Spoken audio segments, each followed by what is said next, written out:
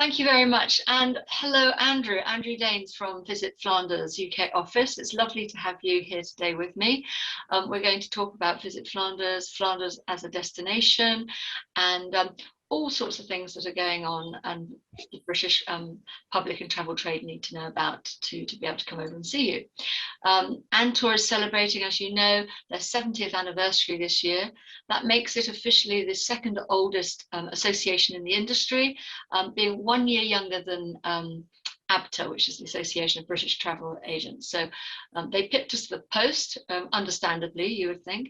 And if you think about the fact that the 70th anniversary means that we set up, well, we didn't clearly, but the organisation was set up in 1951. And that was just 6 years after another major international crisis that not only Europe, but the globe was very much involved in. Yeah. Here we are, crawling our way out of an even more impactful crisis. So we've all had our challenges to face, and I'm sure if we had any notes from the meetings in those days, we'd be able to learn something, but we're going to have to learn on our own. So Andrew, coming back to ANTOR, what do you consider to be the main benefit of membership of ANTOR for you and for Visit Flanders? Well, first of all, hello Alison, and great to be here with you doing this podcast this afternoon. I think in a way, it sort of speaks for itself. An organisation that's lasted for 70 years must be doing something right. And for me, you know, I'm a big believer in working together with other people in the industry and these types of organisations and institutions where you can, you know, work from and learn from other people doing very similar roles. Obviously, as a collection of national tourist officers, you know, we're all essentially doing the same thing, but for different destinations. So there are lots of ways in which we can collaborate together and, you know, punch extra weight, I think, by doing that. As I say, learning from each other and just, as I say, these benefits of collaboration, I think, really mean a lot. I've certainly very much enjoyed what we've been able to do over the last 18 months in these very difficult times, where we've had, you know, lots of interesting speakers on Friday mornings, where, and we've sort of shared our own experiences there, and that's the sort of thing you wouldn't really be able to do on your own.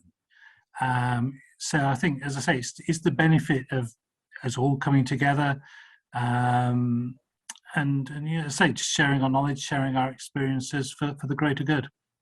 That's fantastic to hear, because one of ANTOR'S mantras has always been fraternity and collaboration. So that's a really good thing to hear, and to hear that is getting out through the membership.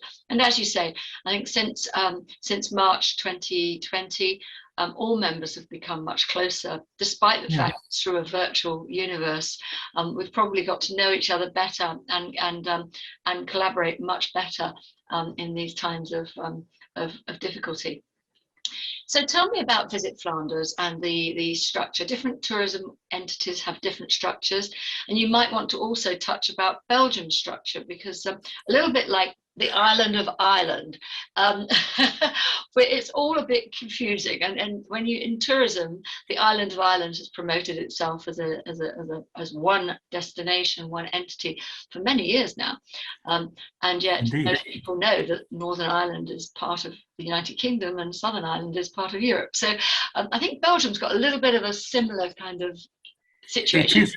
I can actually talk to you about Tourism Ireland as well, because I was working for Visit Britain when Tourism Ireland was created after the Good Friday Agreement. But moving back to Belgium, so Belgium is a relatively young country, as you might know, and it comprises of three regions: the Dutch-speaking Flemish region in the north, the French-speaking Walloon region in the south, and the capital region of Brussels. Belgium is quite well organised in the way that it undertakes some things at a federal level and other things at a regional level. And tourism is sort of strictly a regional entity. So there is no Visit Belgium. There's just ourselves as Visit Flanders. There's our friends at Wallonia, Belgium Tourism, and there's also Visit Brussels as well. So Visit Flanders is quite a well funded organisation. We've got quite a big head office based in Brussels, which is the capital city of Flanders, and then we've got presence in about 20 markets around the world. So in a lot of European destinations, but then we're also in the US. We're in through rep agencies in South America and in Australia, and in Asia as well. So we've got quite a global presence.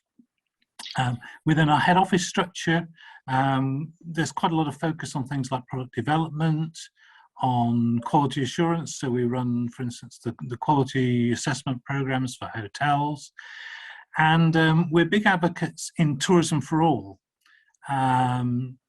We genuinely believe that tourism is a force for good for everyone. And we try and do whatever we can to remove those barriers to accessing tourism, whether they are the sort of physical barriers that may hinder people with disabilities. So we've got a big unit focusing on accessibility and issues from that perspective, but also from social tourism.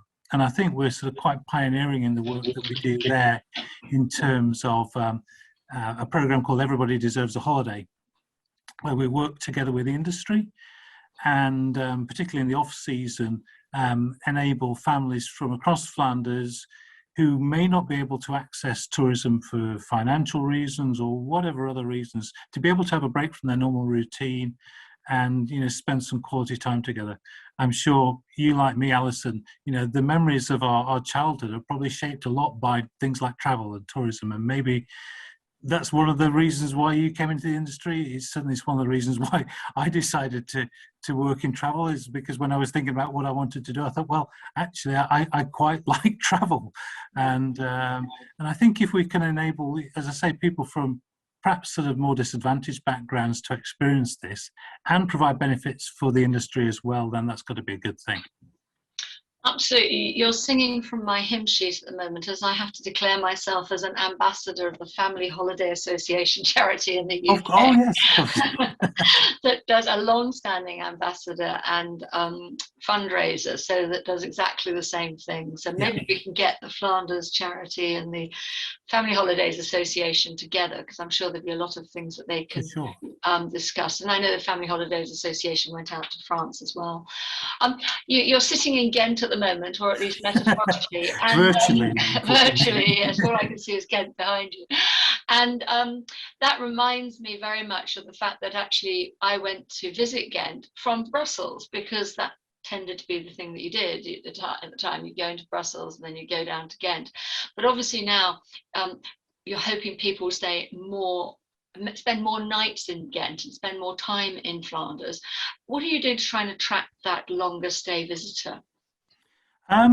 We've got a real focus on trying to provide some more immersive experiences and to try and connect people with not just a tourism product, but with a whole city, with a community, with the people that work there, and to try and bring benefits to those destinations that are much more than just financial benefits, that are sort of social benefits as well, in a really holistic way.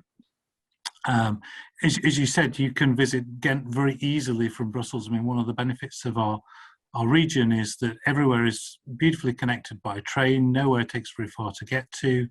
You can be in Ghent within half an hour or so of leaving Brussels. Antwerp about the same. Bruges about 45 minutes. Places like Leuven and Mechelen only about 15 minutes. So there's a myriad of opportunities within a very short distance and a very easy travel experience from Brussels. And of course, when you reach any of these cities, they're all sort of pocket-sized cities. They're all completely walkable, and they're a delight to walk around as well. As you can see from my virtual background, the fantastic medieval architecture, often fused with some more modern architecture, particularly in places like Antwerp, as well as in Ghent as well. The only thing I would say, I mean, it doesn't affect me too often, but it's not so good on the stiletto heels. And I've gone through a number of suitcases with wheels on the cobbled streets. They don't get on too well, but it's a small price to pay for being in these really stunning, beautiful cities. Well, I think nowadays with lockdown, we've all gone flat anyway.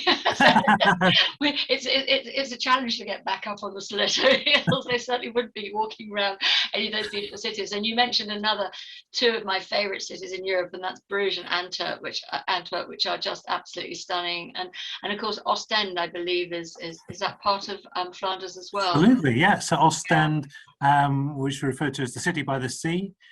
So it's one of about 12 resorts on the 42-mile stretch of Belgian coast, which goes from De Panne near the French border up to Knokke-Heist near the Dutch border. And they've all got their unique character to them. Ostend, of course, very famous with a lot of British visitors. And we've just done a bit of survey work with Eurostar. And, a lot of people really wanting to go back to the Belgian coast and to rediscover places that they maybe visited before, places not just Ostend, but places like Blankenberge and De Haan. And for me, one of the delights of being in those places is the seafood. Absolutely as fresh as you can get. Shrimps and oysters and fish, and you can enjoy this in a restaurant on the sort of northwest facing coast. And of course, being in the European time zone, you've got almost an extra hour of daylight. So in the summer months, you can be there till, almost 11 o'clock on a terrace with a nice meal and some maybe fantastic Belgian beer, watching the sun go down and eating a very nice meal. And yes, I know. All I can say is yes, I know. And getting me thinking about going back there, it is a fabulous destination to visit, and so easy. We also earlier on talked about language, because one of the great benefits of Flanders in particular is that across Belgium, let's face it, but definitely Flanders in particular, is the local ability to put us to shame in the way that they speak and master our own language, probably better than us most of the time. So, the English are always a bit concerned about going to France, for instance, where the French do speak much better English now than they ever have done, but it still depends where you are. Whereas across Belgium, I've always had, and definitely in Flanders, the experience that, people's English is absolutely exceptional. For sure. I mean, it's an international country. Brussels is the headquarter, of course, of the European Union, of NATO, and so they're well versed in having multiple nationalities of people, and the lingua franca is English, really, to be able to get by. So everybody speaks English very well. They receive British media, so people have grown up watching BBC television and things like that. So they know our language and our culture very, very well over there, and are always willing to speak in English. And as I say, my Netherlands is niet so good. It's not been a problem to me in the 9 years that I've been with Visit Flanders. And talking about the 9 years you've been with Visit Flanders, that answers my next question. You've been with Visit Flanders for 9 years. But I believe before that you mentioned earlier on that you were with Visit Britain. And so how long have you been in the industry? Were you with Visit Britain from school, or? So from university, I joined the industry in 1992, in July 92. So it's been 29 years now. I started out with Hayes and Jarvis. If you remember Hayes, well, they're still around. They're part of... very much, yes. But at the time, they were an independent family-owned business specialising in some very nice long-haul destinations.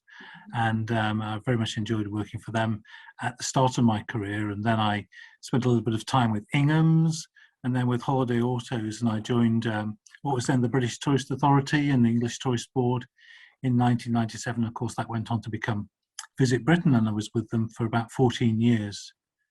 I've worked in the industry really all my life, and I absolutely love it. I'm a massive fan of travel from a personal perspective. As I mentioned before, I definitely believe travel and tourism can be a force for good in all sorts of ways. For individuals, for the host communities, if it's done properly. And I'm hoping to spend a few more years yet working in the industry too. That's great. And what have you witnessed as sort of major changes over that period of time? And there's so many. Where would you begin? Well, they're just massive changes. I mean, just even little things like, I mean, thinking back to when I first started traveling, and you had to mess about with travelers checks and things like that, which, thankfully gone out the window. But I think that the biggest thing is that the cost of travel has come down significantly. And that's, opened up the possibility of travel to so many more people. I mean, travel is really a possibility almost for everybody, I think, these days. And the opportunity to, discover new places, to experience different cultures, and to open your mind to things that you wouldn't see if you didn't travel is, as I say, I think is a really positive thing and a good thing for the society as a whole. I mean, obviously, we've seen, the sort of birth of the internet and people being able to, do a lot more sort of research into places and book their own travel, whereas people didn't really do that when I first started out. I think one of the worst things for me is the fact that we have, mobile communications these days. And I don't know if you remember the joy of when you went on holiday, when you left work, and really that was it for a couple of weeks. And you could completely switch off. Yet now we never switch off, and we never really escape. A few years ago, I climbed Kilimanjaro in Tanzania, and all the way up the mountain, you can get very good mobile reception. So even in the middle of Africa, at the top of a mountain, you're not safe.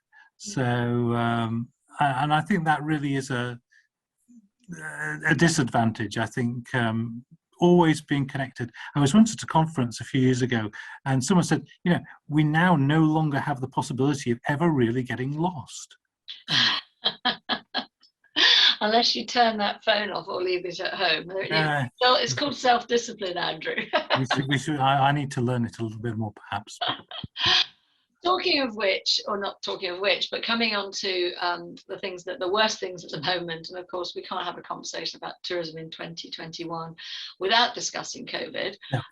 And for the people listening to the podcast, I'm sure they realise that we are talking in the middle of August, and that means that if they listen to this in a month's time, whatever we are about to say may well have changed, hopefully for the better. But I believe right now Flanders is, with the rest of Belgium, in an amber status listing with the UK, and we all know that what that means to us coming home. But what does it mean to us going to Flanders? So it's possible to travel to Flanders from the UK. Delighted to say that the NHS certification of vaccination is now being accepted by the Belgian authorities. As is the case in a lot of countries, you need to book your PCR tests and quarantine until you've got the results of those. There are test centres set up in a variety of places, including at the Eurostar terminal in Brussels, at Brussels Airport, and in various other places around the region as well. Belgium and Flanders are doing well now in terms of the vaccinations. You may be aware that the Pfizer vaccinations being manufactured up near Antwerp. But about 74% of the population is now fully vaccinated. 81% have had at least one vaccination. Most restrictions are, in place that you wouldn't really notice them anymore. So festivals and things like that are now allowed to happen. Bars, cafes, hotels, visitor attractions are all sort of open. So it's, the possibility to experience it. It's not quite back to normal. We're hoping we will get to some sort of perhaps a new normal in terms of travel quite soon. And of course, everybody in Flanders really looks forward to welcoming British visitors back, as is the case in the UK. And I've just come back from a UK holiday where it's been massively busy because it's full of UK residents who can't go abroad. But we've all had a fantastic time. I was down in Dorset and it was beautiful. But, Belgium is doing well at the moment with domestic visitors. Also, it's very easy, of course, to travel within the Schengen zone. So there's a lot of visitors coming from the Netherlands and from France, Germany, and they're quite busy, but they are going to miss British visitors, particularly in places. We do a lot of work around West Flanders, which is the area of Belgium that saw some of the fiercest battles of the First World War. And they disproportionately attract British visitors particularly, but also from Ireland, also from Canada, the United States, Australia, New Zealand. And these businesses, have really missed the international visitors, and will certainly do so come September and through that period where, normally they're very busy with, just sort of regular adult visitors, but also with school groups, a lot of school travel into that area. There's been a lot of investment into the infrastructure for the centenary of the First World War over the past sort of 10 years or so. And, those businesses in that area have really had it tough over the last 18 months. So we're really hoping, particularly for those businesses, but across Flanders and across Belgium, that British visitors will come back and be able to enjoy, all the things that British visitors like about Flanders and Belgium.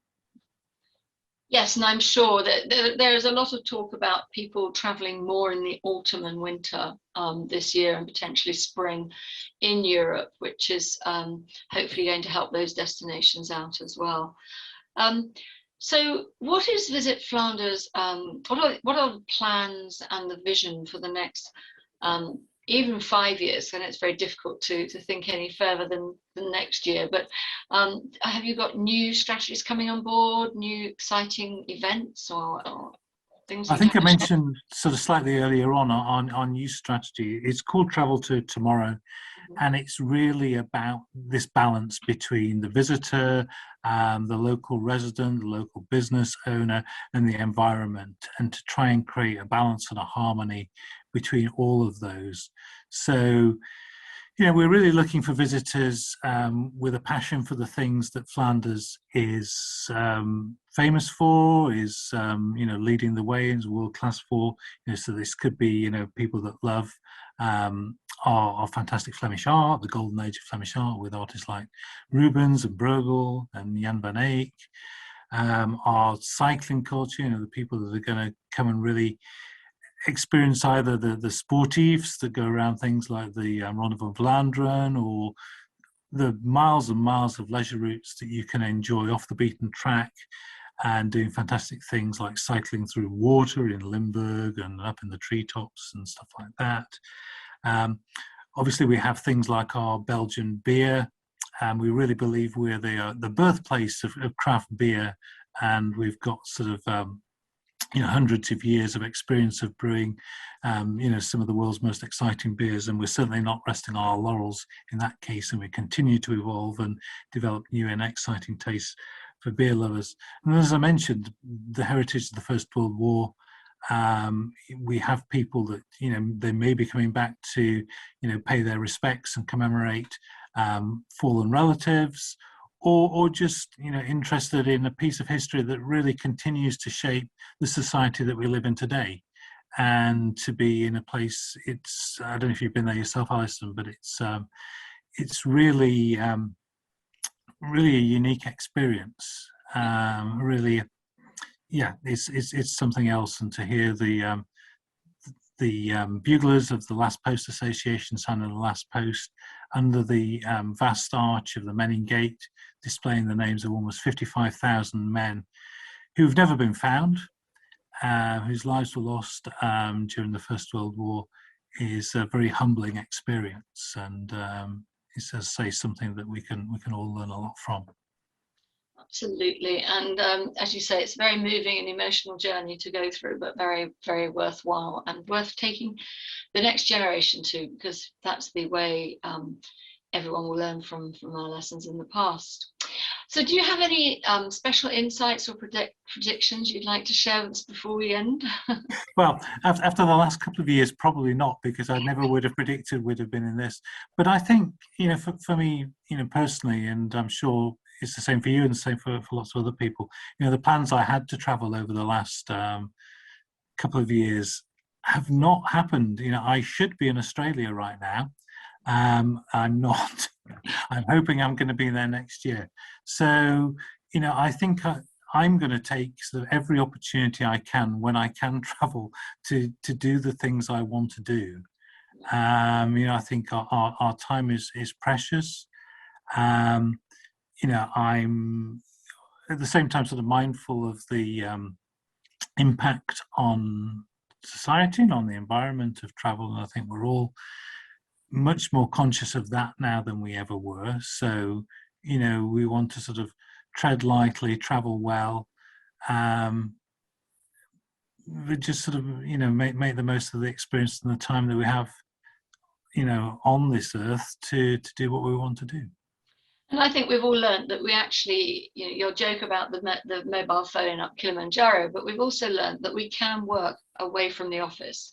And if we want to combine travel with our work, we could travel for longer and work intermittently as required. So I think there's a whole new landscape out there as to how people combine not their life-work balance, but their life-travel-work balance.